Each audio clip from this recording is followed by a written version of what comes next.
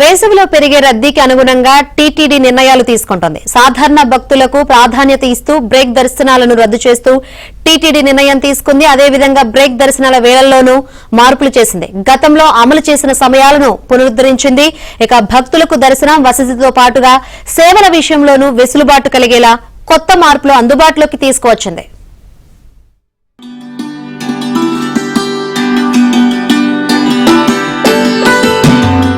వేసవిలో పెరిగే రద్దీకి అనుగుణంగా టీటీడీ నిర్ణయాలు తీసుకుంటోంది. సాధారణ భక్తులకు ప్రాధాన్యత ఇస్తూ బ్రేక్ దర్శనాలను రద్దు చేస్తూ టీటీడీ నిర్ణయం తీసుకుంది. అదేవిధంగా బ్రేక్ దర్శనాల వేళల్లోనూ మార్పులు చేసింది. గతంలో అమలు చేసిన సమయాలను పునరుద్దరించింది.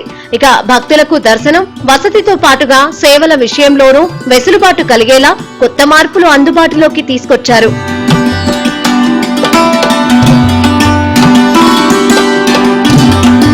భక్తులకు మెరుగైన సేవలు అందించేందుకు టీటీడీ ఓ కొత్త ఫీడ్బ్యాక్ విధానాన్ని ప్రవేశపెట్టింది. ఇకపై భక్తులు తమ అభిప్రాయాన్ని వాట్సాప్ ద్వారా సులభంగా తెలియజేసేందుకు తిరుమల, తిరుపతిలో పలు ప్రాంతాల్లో ఏర్పాటు చేసిన క్యూఆర్ కోడ్లను ఏర్పాటు చేసింది.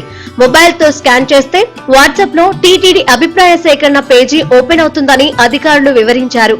భక్తులు తమ పేరును నమోదు చేసి అన్నప్రసాదం, శుభ్రత, కళ్యాణకట్ట, లడ్డూ ప్రసాదం, లగేజీ, దర్శన అనుభవం, క్యూలైన్, గదులు మొదలైన వాటిని ఎంచుకొని అభిప్రాయం తెలిపేందుకు టెక్స్ట్ లేదా వీడియో ఫార్మాట్ ను ఎంచుకోవచ్చని తెలిపారు.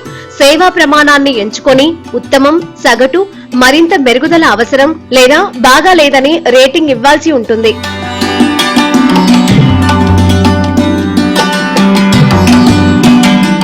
భక్తులు తమ అభిప్రాయాన్ని గరిష్టంగా 600 అక్షరాల పరిమితిలో టైప్ చేయవచ్చని లేదా వీడియోగా అప్లోడ్ చేయవచ్చని సూచించారు.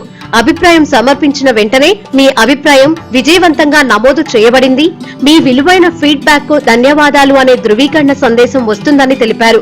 భక్తుల నుంచి అందిన అభిప్రాయాలను టీటీడీ యాజమాన్యం పరిగణలోకి తీసుకుని సేవల ప్రమాణాన్ని పెంచేందుకు తగిన చర్యలు తీసుకుంటుందని స్పష్టం చేశారు.